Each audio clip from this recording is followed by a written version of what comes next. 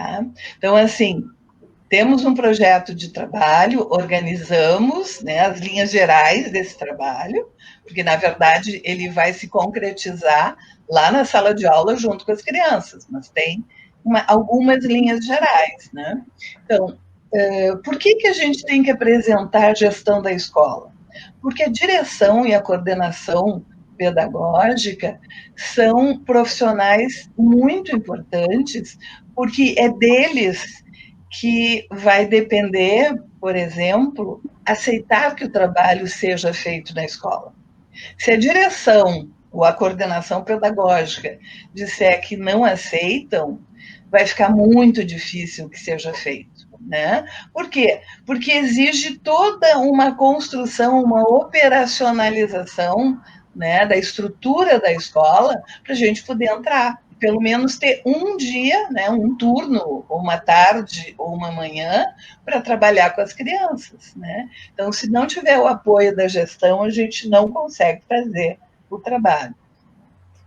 O segundo ponto, né, aí definir, então, com a gestão, né, quais vão ser os dias que a gente vai trabalhar, quais são as turmas que a gente vai trabalhar, enfim, definir, fazer um fluxo, eu diria assim, da nossa atividade na escola. Tá? Quando iniciamos o trabalho, então, a gente faz a mesma apresentação para os professores, então eles têm que saber quem é um sujeito com altas habilidades, o que ele precisa para o atendimento, né? E o que a gente vai fazer na escola. Tá? E depois, a parte melhor do trabalho é quando a gente vai para a sala de aula. Né? Então, assim, tudo que a gente fez até agora, apresentar para a direção, apresentar para os professores, a gente faz com os alunos. Uhum. A gente apresenta o trabalho para os alunos. Né? Então, aí vem toda uma argumentação, bom, o que eles entendem por enriquecimento, o que entendem por currículo, e aí vai. Né? Então, a gente, eu diria assim, que utiliza quase uma das aulas discutindo o que é que se vai fazer com eles. Eles têm que ter um conhecimento e uma certeza do que vai ser feito. Né? E é muito interessante isso, porque eu me lembrei que nesse primeiro ano que a gente fez no estágio, e não foi na escola da Patrícia, foi numa outra escola, a estágio fazendo isso com os alunos, e no segundo momento ela fez o gerador de ideias criativas. Né? E eu não me lembro agora qual foi a melodia, o ritmo que os alunos escolheram, porque eles escolheram música, né? E aí num determinado ritmo que eu não me lembro. Né? E aí foi muito interessante, porque um dos alunos da escola disse: eu não quero fazer isso, eu não quero participar. E aí a gente teve, então, eles não são obrigados, né? Nós tivemos que tentar. Primeiro, a gente tentou cooptar ele para o projeto, né? Mas como ele era irredutível, não quero, não quero, não quero, nós começamos, então, a pensar atividades alternativas, né? Por quê? Porque essa estagiária conseguiu fazer uma parceria com um grupo daqui de Santa Maria que trabalha a música autoral. Né? É um grupo maravilhoso. E aí o próprio grupo dividiu os subgrupos de acordo com a questão da música. Então, um grupo trabalhava composição, outro grupo trabalhava ritmo, enfim, né, melodia, canto, cada grupo, né, de acordo com as questões da música, cada grupo, então, se fixou, eu diria assim, num determinado ponto da questão musical. Aí, o que aconteceu? O menino, quando descobriu o grupo de composição, ele foi para o grupo de composição. né? E assim, ele tinha uma liderança muito grande, ele não era o aluno que havia sido identificado com altas habilidades. Ele tinha uma liderança muito grande e comandou, eu diria assim, a questão da composição da música.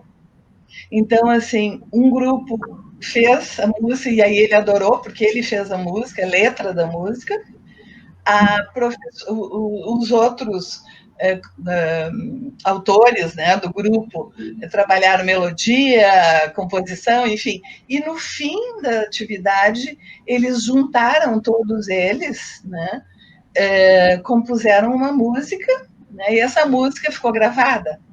Né? Inclusive, a menina depois apresentou num congresso, né, essa proposta, porque ficou muito legal mesmo. Né? Então, vejam, a própria pessoa, né, o próprio aluno que disse que não queria, na medida em que ele foi vendo o crescimento do trabalho, ele foi se interessando e acabou se entrando, eu diria assim, no grupo que ele tinha interesse, né? Porque ele tinha imaginado alguma coisa que não era, né? Então é importante isso, assim, eu trouxe como exemplo, quantos? 5 só? Ele trouxe...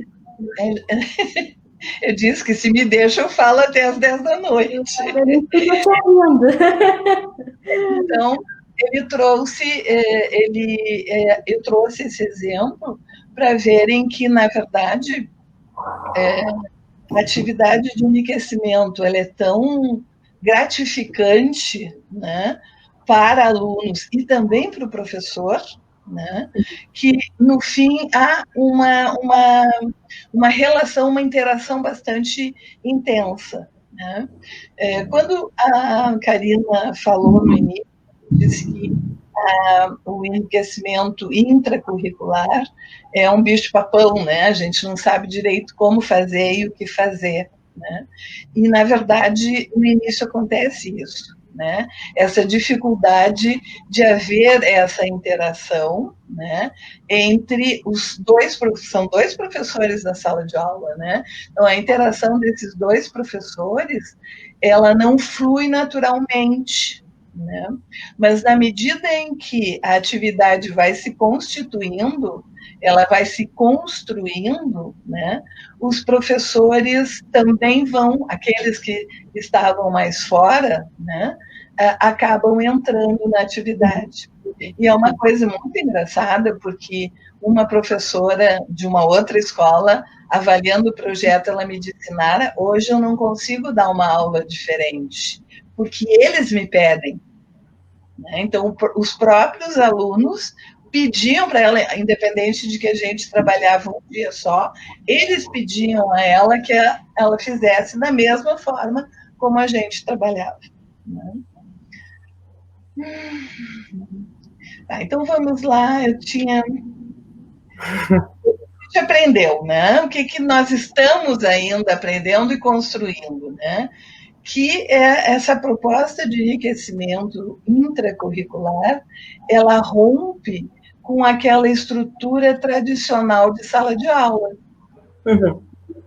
Porque se vocês entrarem numa sala de aula que a gente está trabalhando um enriquecimento intracurricular, vocês vão ficar de cabelo em pé, porque realmente, assim, é uma sala onde tem muita conversa, onde tem muita, entre aspas, bagunça, né? Porque os alunos se movimentam, né, na sala de aula. E isso é importante porque é a construção deles, né? Eles estão trabalhando, discutindo sobre o assunto que eles estão pesquisando. Né? É bom para todos os alunos? Sim, né? Porque, na verdade, cada aluno vai contribuir com a sua potencialidade. Né? Aqueles que têm um potencial maior vão contribuir um pouco mais, aqueles que têm um potencial menor vão contribuir com aquilo que eles têm de potencial. Né? E o que vai se construir essa troca entre eles. Então, eu que tenho altas habilidades, vou saber que o meu colega não tem altas habilidades, né, em determinada área, mas que ele traz, pode trazer contribuições muito importantes para o meu trabalho, né? Então, construindo realmente uma visão de si e uma visão do outro também, né? Bom, dos professores eu já comentei, né? Então, por enquanto é isso. Agora a gente aguarda as gurias relatarem a parte das secretarias, né? E as perguntas depois. Obrigada pela atenção. Muito bom, Mara. Você brilhantemente resumiu todo o aparato teórico, né, com uma linguagem super fácil de entender. Então, muito obrigada por essa fala tão preciosa. Fica muito mais fácil, né, para quem está se aproximando das leituras sobre enriquecimento nesse momento, entender. Você trouxe vários conceitos, como enriquecimento tipo 1, né, tipo 2, o tipo 3, de modo muito, muito fácil a gente já conseguir visualizar na própria sala de aula. E agora com as meninas falando, trazendo os exemplos, ficará com certeza mais claro ainda, né? Poderá nos ajudar melhor também para entender como é que a gente pode, então, usar toda essa teoria que a Nara apresentou para nós agora e colocar em prática lá na sala de aula. Eu sou muito apaixonada pela teoria de Renzulli. Eu gosto muito, né? Nossa, aqui nós somos suspeitas. Gente, pode, né? Há tanto tempo que ele tem desenvolvido essa teoria, iniciou lá nos anos 70, como a Nara disse para nós, e ela é tão viva, né? Ela é tão pertinente, ela é tão inclusiva. E o que eu sou apaixonada na teoria de Renzulli é porque ele fala assim, olha, essa teoria, esses estudos, essas práticas, estratégias, não é só para o superdotado, é para toda a escola. E a gente consegue visualizar isso mesmo, né? Me encanta a fala de Renzulli quando ele diz assim, olha, não é um pacote pronto, acabado, que você precisa pegar como um pacotinho mesmo e implementar rigorosamente na escola. Muito pelo contrário, né? Quando a gente entende isso que a Nara trouxe para nós agora, esse pressuposto teórico, a gente consegue implementar na nossa realidade, né? De acordo com os nossos recursos, com o perfil dos nossos estudantes, etc. Eu me lembro, gente, agora me lembrei, quando eu ainda era professora da rede municipal lá em Foz do Iguaçu, a doutora Juliana Pazini e eu, que éramos colegas de escola, tínhamos uma turma que, assim, pensa, você recém-concursada, te mando para algumas escolas desafiadoras, né? E Juliana e eu chegamos numa escola que ninguém queria uma turma, e assim, que aquela turma era dos alunos indisciplinados. Eram alunos bem mais velhos, que já tinham reprovado vários anos, tudo mais. E Juliana e eu, super assim, dentro da teoria de Renzulli, pensamos, não, nós não podemos fazer mais a mesma coisa, né? E nós criamos um projeto baseado no modelo de Renzulli, né? E falando intracurricular. Nós éramos professores que dividíamos a turma e nós trabalhamos o currículo regular a partir do interesse desses alunos, né? A partir da proposta que o Renzulli nos orienta muito bem. E deu tanto resultado que depois virou artigo, então para quem quiser, tá na internet aí essa produção, e assim, funciona, né? Já trabalhei no ensino superior com a metodologia, enfim, porque justamente não se trata de um pacotinho que a gente precisa implementar rigorosamente, não, mas se eu entender, por exemplo, que eu vou levar em consideração o interesse desses estudantes, as áreas de potencialidade, que eu vou promover o trabalho em equipe, e ao trabalhar a partir do interesse da turma, eu vou respeitar o currículo, obviamente, mas o currículo também não deve ser algo super engessado,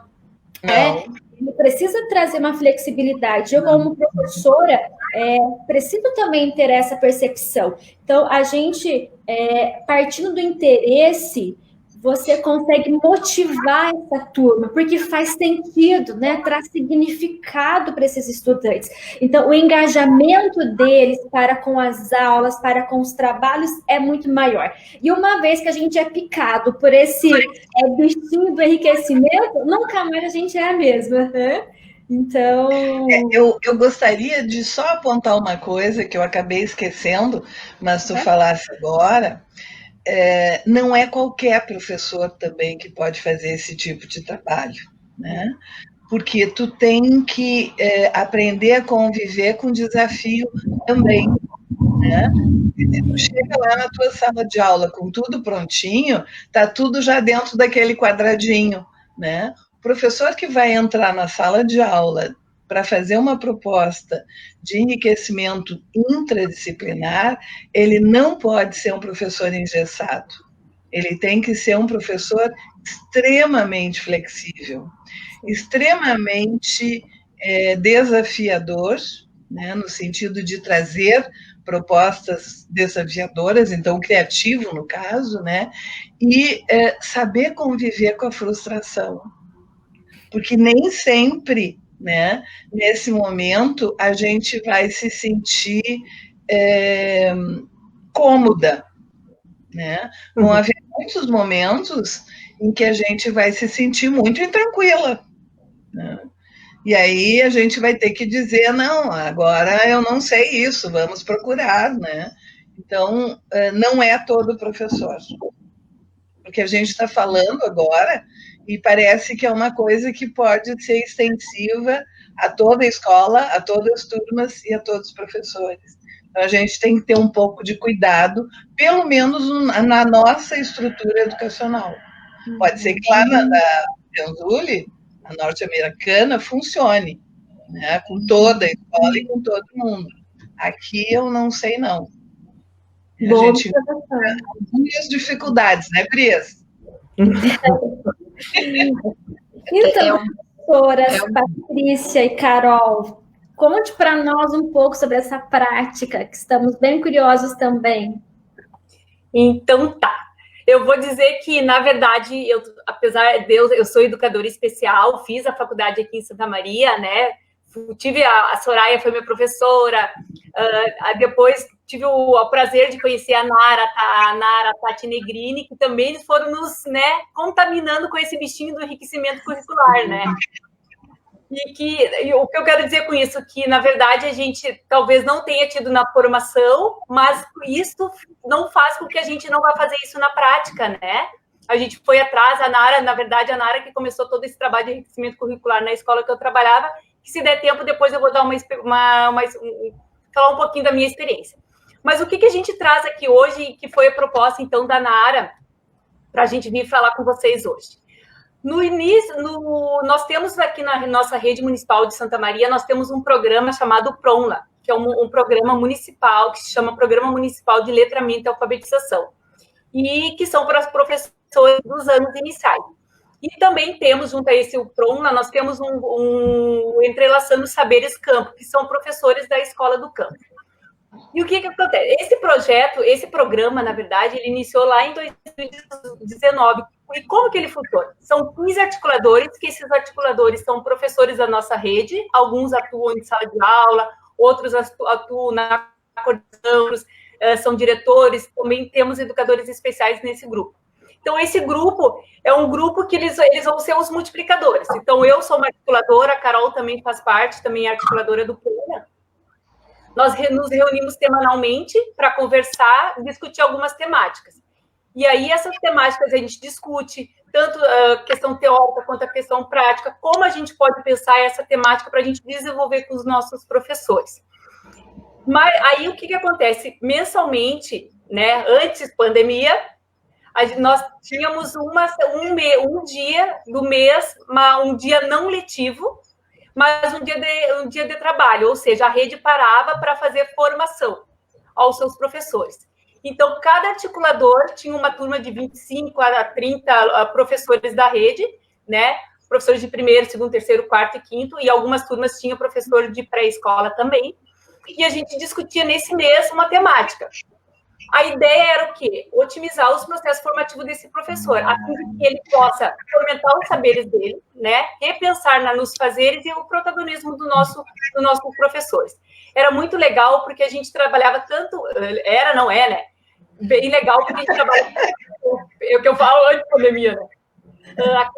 Tanto a questão teórica quanto a questão prática. Então, e além disso, a gente, por exemplo, a gente discute o tema inclusão. Então, a gente discute tanto a parte teórica, o articulador discute com os colegas, com os professores, e o que nós podemos pensar em relação à inclusão na parte prática. E aí, os professores, então, vão para suas escolas, realizam práticas, e depois nos trazem um relato de como foi a prática dessa temática que nós trabalhamos. O PRONLA, mais ou menos, ele conta com mais ou menos, aproximadamente, 700 professores. A nossa rede é uma rede bem grande, mais de 20 mil alunos, um pouquinho mais até pelo censo, né? E então esse foi o nosso programa, e a partir desse programa do PRONLA, nós pensamos então em realizar uma formação com os professores da rede a partir da temática de enriquecimento curricular. Uma proposta nova, nos desafiou, né? Aí ficamos pensando em por que a gente pensou, então, em trabalhar essa temática com a nossa rede? Aí a Carol vai falar um pouquinho dos nossos motivos. Bom, então, em 2019, a gente já vinha realizando, né, estudos com os professores da rede no PRONLA sobre metodologias ativas, metodologias diferenciadas de trabalho com as crianças. E no decorrer do ano, com o trabalho sobre essas metodologias diferenciadas, os professores foram experimentando essas metodologias nas suas salas e nos retornando, assim, com resultados muito positivos. Então, a gente começou a perceber que a nossa rede, a grande maioria dos professores, estavam abertos para experimentar metodologias diferentes. No final de 2019, a gente realizou uma avaliação reflexiva com essas turmas do programa de formação, e essas avaliações retornaram muito positivas, dizendo que gostariam de continuar com o programa, com a formação, apontando que a formação, que esses grupos de formação fortaleceram muito as práticas dos professores em sala de aula, porque a gente tinha aquele momento, uma vez por mês, de reunir no pequeno grupo, trocar ideias, dificuldades, construir junto, pensar junto essas atividades. Então, isso fortaleceu muito enquanto grupo. E a gente já vinha falando sobre o enriquecimento, porque eu já tive experiências nas escolas, nas minhas salas de aula, a Patrícia também.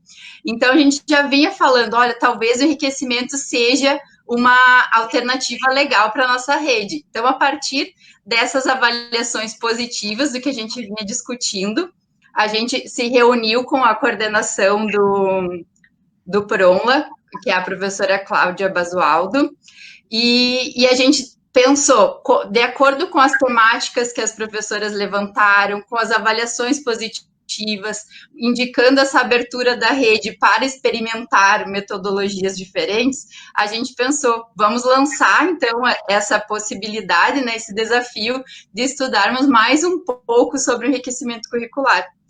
E, então, vendo tudo isso, a gente propôs, em fevereiro e março, fazer uma formação inicial com os articuladores PRONLA, com os 16 professores que são os articuladores, que eu e a Patrícia fizemos parte. E iniciamos essa formação. Para iniciar essa formação, a gente buscou a parceria com a UFSM, com a professora Nara, com a professora Tatiane Negrini, que também foi orientando da professora Soraya, também vem desenvolvendo trabalhos dentro do enriquecimento extracurricular e da identificação de altas habilidades e superdotação. Então, a gente buscou a parceria das professoras da universidade e também a parceria da professora Carolina Terrible, que é da nossa rede, que é educadora especial do município de Santa Maria, e é a responsável, é a que faz frente ao atendimento das altas habilidades de superdotação dentro do PRAEM, que é o Programa de Atendimento Especializado Municipal de Santa Maria. Então, sempre que a gente fala em enriquecimento, a gente está falando em parcerias, né? Quando a gente fala em enriquecimento, a gente sempre, como a professora Nara disse, a gente está se desafiando a coisas novas e a gente tem que estar ciente que vai chegar um momento que vai dizer, eu não sei, eu vou ter que buscar essas parcerias para me auxiliar, né? E quando a gente fala do enriquecimento dentro da sala de aula, isso também vai acontecer. Depois eu e a Patrícia vamos falar mais um pouquinho sobre isso, sobre a importância das parcerias. Então, buscando essa parceria, a gente começou a desenvolver esse estudo com os 16 articuladores do PROMLA em fevereiro e março. Isso. E agora a Patrícia vai contar um pouquinho de como a gente iniciou esse estudo. A gente inverteu. Geralmente a gente começa a falar da teoria, né? Dos tipos, do sujeito com altas habilidades, só que a gente inverteu. A gente pensou que com os nossos articuladores seria mais significativo se antes de qualquer coisa eles vivessem o enriquecimento. Então, nós propomos atividades de enriquecimento curricular dentro da formação de articuladores.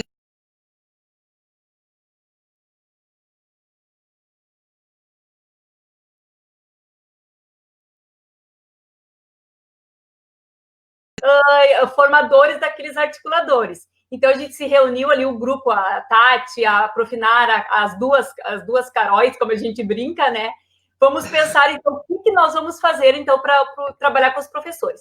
E, Karina, se tu me permite, o PROM, os articuladores estão presentes, estão assistindo aqui nossas lives, que a gente está vendo aqui no chat, né? Então, se eles quiserem também contribuindo, eles podem colocar ali, eu acho que fica bem legal, as dificuldades, as facilidades, o que achou dessa proposta, né? Pra gente podem colocar. Legal, Paty. Aí eu faço depois aqui a mediação da fala deles. Bem bacana essa ideia.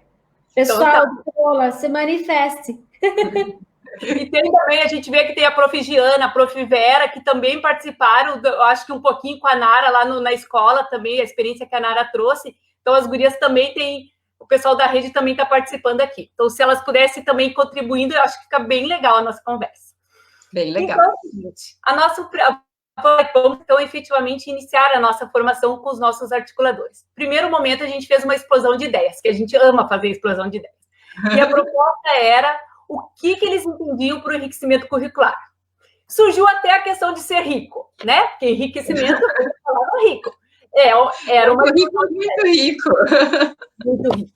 Aí surgiu, por exemplo, assim, eu não sei se aqui vai dar, mas eu falo, tutoria, é pesquisa, é protagonismo, e fora outras palavras, assim. Então, os articuladores foram falando, e ao final, que todo mundo foi, na verdade, escrevendo e depois foi falando, foi bem legal, porque foi o momento que a gente viu a capacidade criativa do grupo, assim, a gente viu que aquele grupo tinha condições de pensar, de estudar sobre o enriquecimento curricular, inclusive de aplicar depois com as suas turmas, né?